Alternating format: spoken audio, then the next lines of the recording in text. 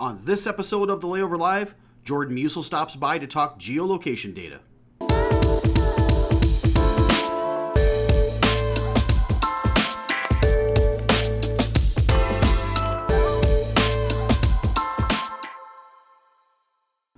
Hello everyone, and welcome to episode 159 of the Layover Live, where we bring you the top article from the Layover each week.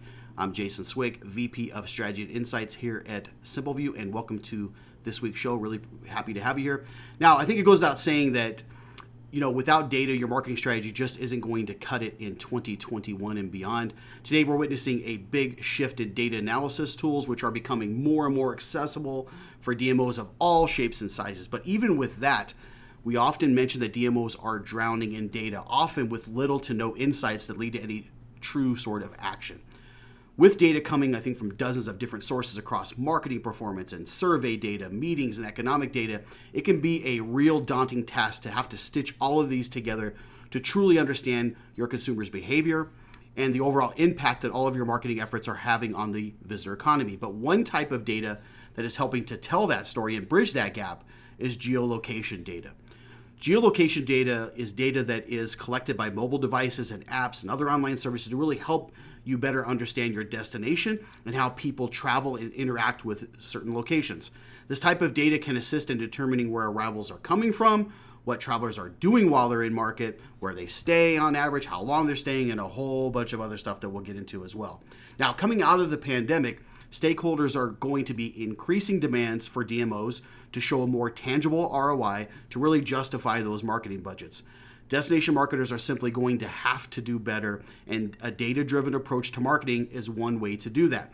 Recently, I attended a presentation around leveraging geolocation data, and it was excellent, and I knew I had to have this person on the show to really share this. So I'd like to welcome Jordan Musall, who is the Data Intelligence Manager at Hamilton County Tourism. So Jordan, welcome to the show. Hi, thanks for having me. Yeah, it was a big long intro there. I got a little winded there, pal. But but how about a little background on yourself for maybe those out there that don't know who you are? Yeah, sure. So like Jason said, I'm the Data Intelligence Manager of Hamilton County Tourism, located here in Hamilton County, Indiana, right in the middle of the state. But by no means did I start in this role. I got into tourism through my graphic design skills. So I started as a graphic designer.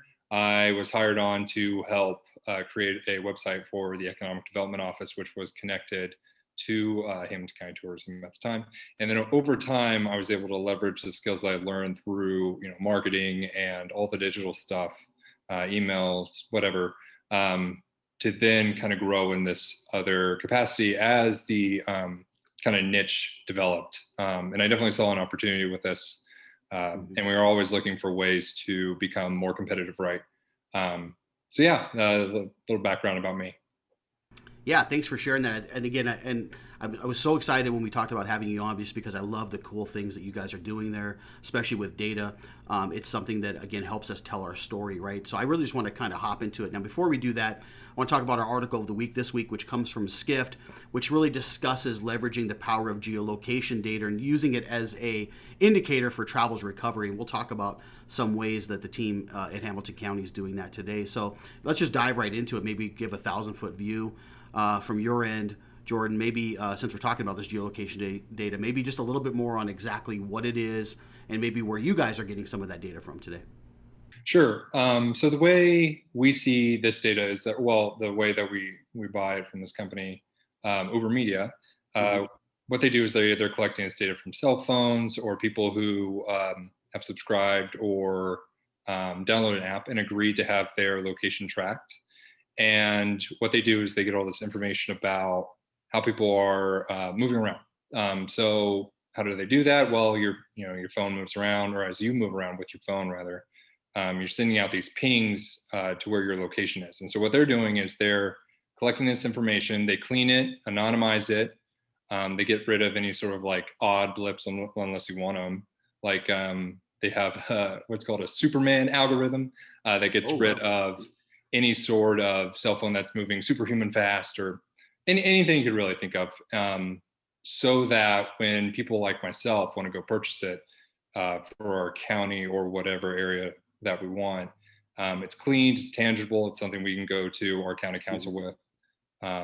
It's just high quality stuff. And what we found is that it represents sort of the samples that we're buying when you compare them against like attractions or certain venues that have like ticketing or zip code information, is that usually represents anywhere from like 2 to 5%. So we're not talking intercept studies where we're just trying to hit that magical 300 mark. We're talking 500,000 samples, so we can get really granular.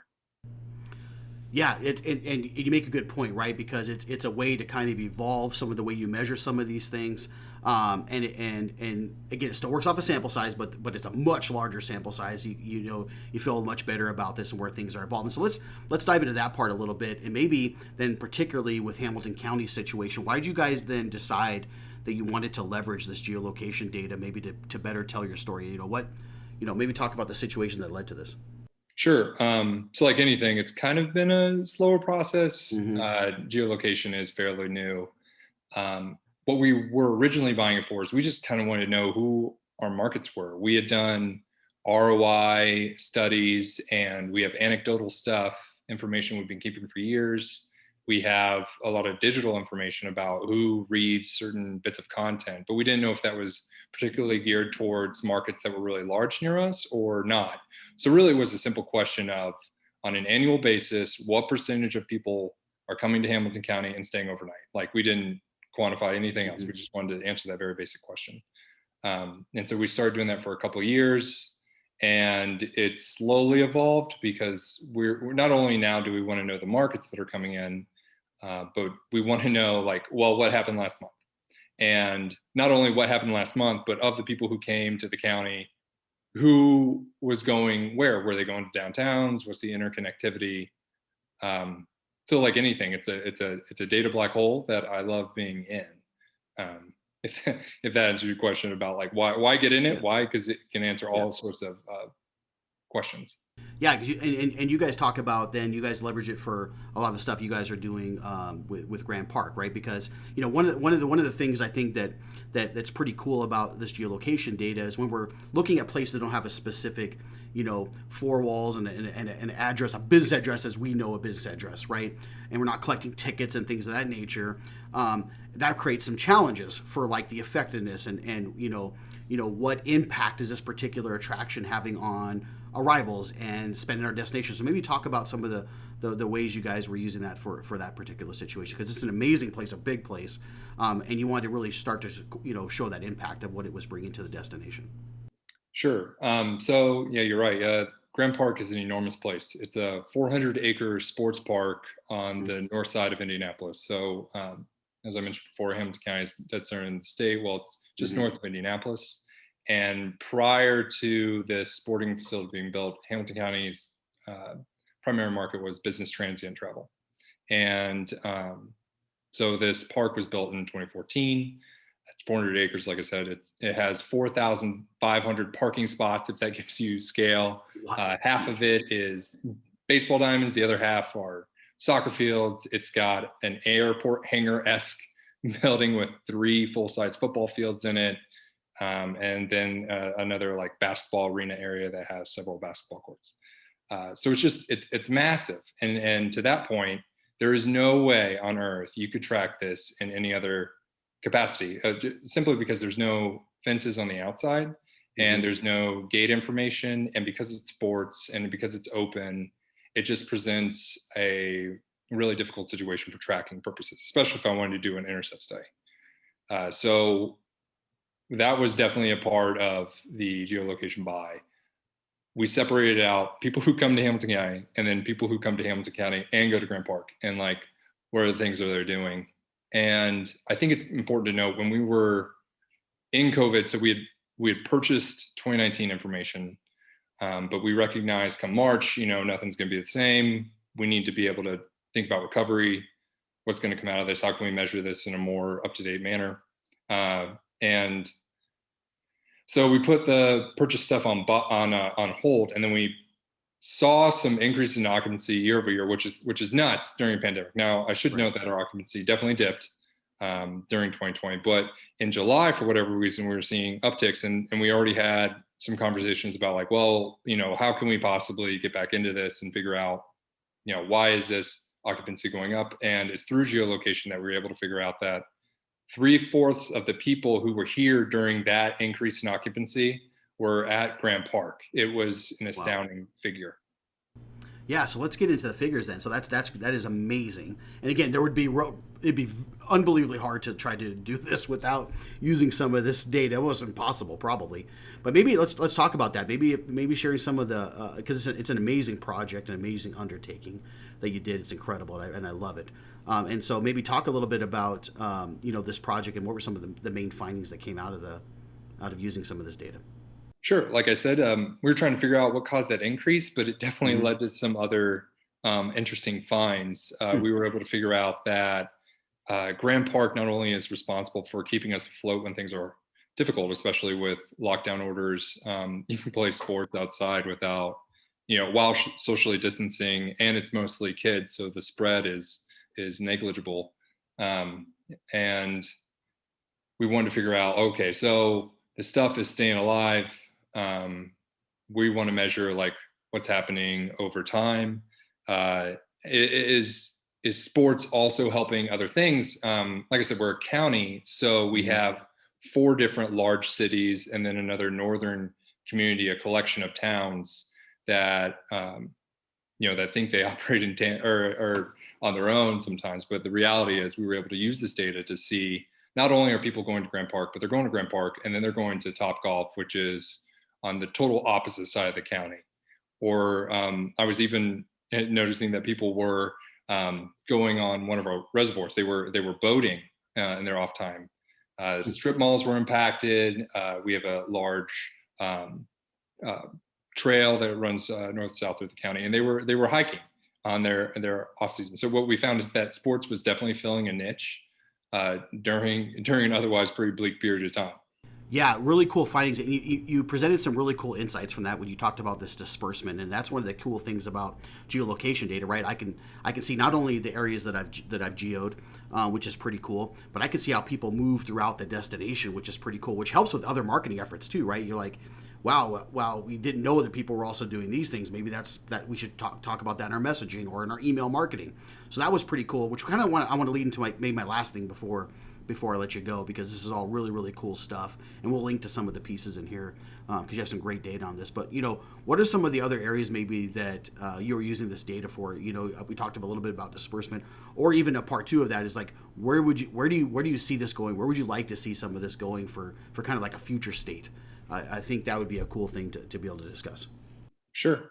So right now we're actually trying to figure out, people come here for sports, and whether or not that can be marketed is a whole other discussion.